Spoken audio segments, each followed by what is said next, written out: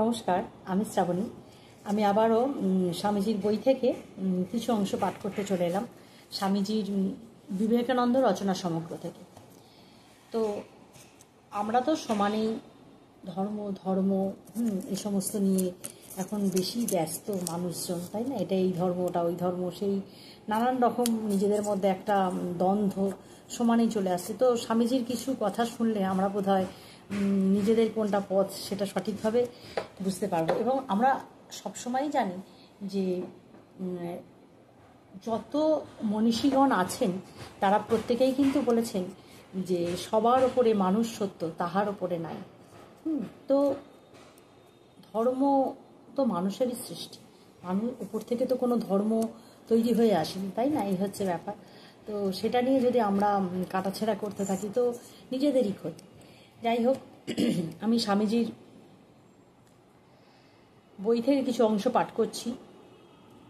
উনি বলছেন যে এটা বলা হয়ে থাকে যে আধ্যাত্মিক বিষয়সমূহের অতিমাত্রায় মনোযোগ দিলে জগতে মানুষের বাস্তব জীবনের সম্পর্ক সমূহ ব্যাহত হয়।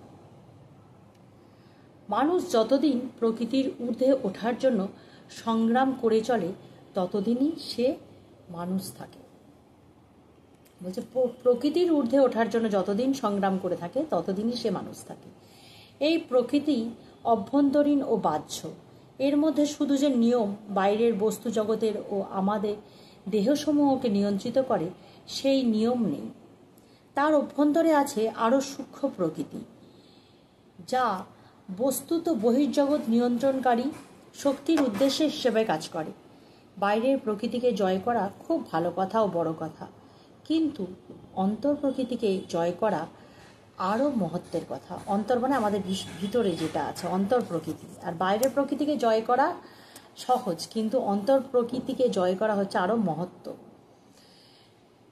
যে নিয়ম গ্রহণ ক্ষেত্রকে নিয়ন্ত্রণ করছে তা জানা খুব ভালো ও গৌরবের কথা, কিন্তু যে নিয়ম মানব জগতের রিপু আবেগ, অনুভূতি ও ইচ্ছাশক্তিকে নিয়ন্ত্রণ করছে সেই নিয়মকে জানা আরও অনেক বেশি ভালো ও অসীম গৌরবের কথা।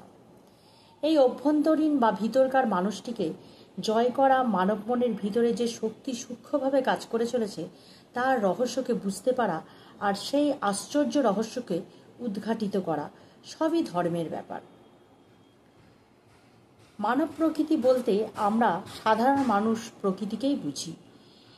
এই সাধারণ মানুষ বাস্তব জগতে বড় বড় ঘটনাবলীকেই দেখতে চায়, যা কিছুই সূক্ষ্মতা সাধারণ মানুষ বুঝতে পারে না।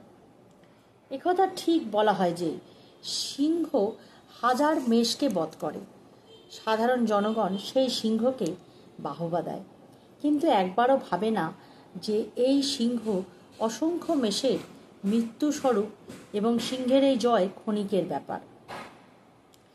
কারণ তারা দৈহিক শক্তির প্রকাশেই আনন্দ পায়। এইভাবেই চলে সব মানুষের জীবনযাত্রা। যা কিছু বাহ্য অর্থাৎ বহিঃপ্রকৃতির অন্তর্গত তাই তারা বোঝে এবং তাতেই তারা আনন্দ পায়।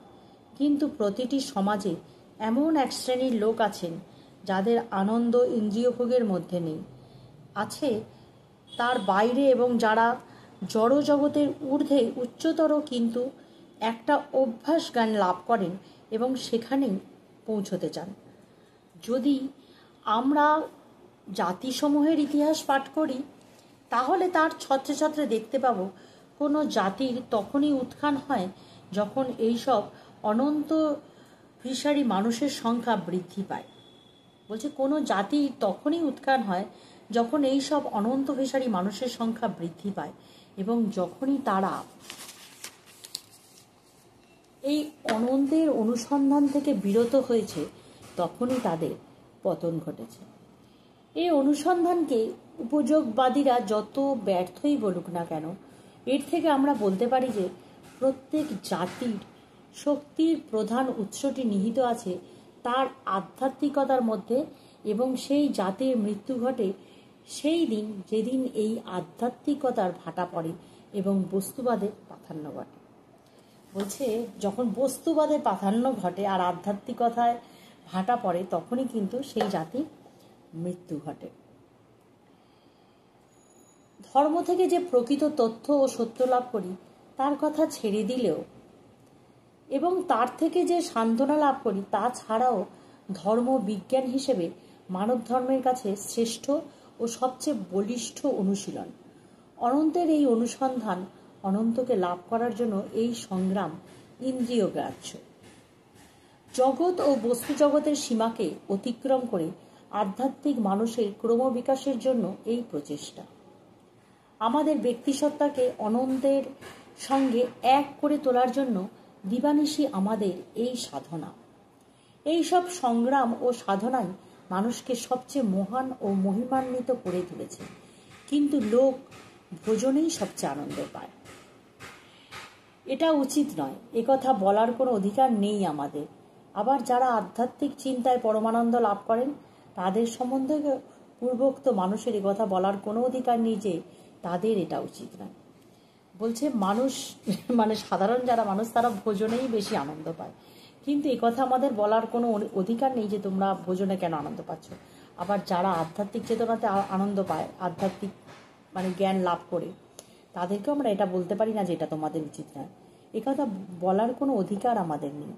আবার যারা আধ্যাত্মিক চিন্তায় পরম আনন্দ লাভ করে তাদের সম্বন্ধে পূর্বোক্ত মানুষের কথা বলার কোনো অধিকার নেই, তাদের এটা উচিত নয়।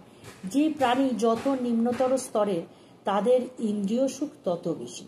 খুব কম লোকই কুকুর বা নেকড়ের মতো সমান তৃপ্তির সঙ্গে আহার করতে পারে, কিন্তু কুকুর বা নেকড়ের সব আনন্দ যেন ইন্দ্রিয় চেতনার মধ্যেই সীমাবদ্ধ।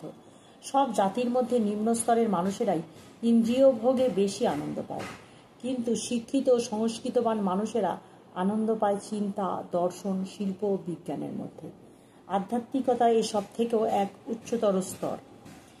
এর বিষয়বস্তু অনন্ত হওয়ায় উচ্চতম, এবং সেখানে যে আনন্দ লাভ করা যায় তা তাদের পক্ষে সর্বোচ্চ, যারা সে আনন্দ হৃদয়ঙ্গম করতে পারে। সুতরাং মানুষ আনন্দ পেতে চায়। উপযোগবাদের এই যুক্তি মেনে নিয়েই বলা যায় মানুষের ধর্ম অনুসরণ করা উচিত, কারণ তাতেই সবচেয়ে বেশি আনন্দ পাওয়া যায়। এই জন্যই আমাদের মতে ধর্ম অনুসরণ সব মানুষের পক্ষে একান্তভাবে প্রয়োজনীয়। তো অসম্ভব সুন্দর, এর পরের পার্টটা পরের দিন আলোচনা করবো। অসম্ভব সুন্দরভাবে, এটা এইটুকুই থাক, বেশি হয়ে গেলে মানুষ শুনতে চায় না আর কি। তো এত সুন্দর ভেঙে বলে দিয়েছেন উনি, এটাতে আর আমার ব্যাখ্যা করার মতন কিছু নেই, বা ওনার কথাকে আমি ব্যাখ্যা সেভাবে করতেও চাই না, কারণ সেই স্পর্ধা আমার নেই। তো আজকের মতো স্বামীজি, মা এবং ঠাকুরের চরণে আমার শতকোটি প্রণাম জানিয়ে শেষ করলাম। সকলে ভালো থাকবেন, সুস্থ থাকবেন, ঈশ্বরের কাছে এটাই প্রার্থনা করি। আবার আসবো অন্য কোনো দিন, অন্য কোনো আলোচনা বা অন্য কোনো পাঠ।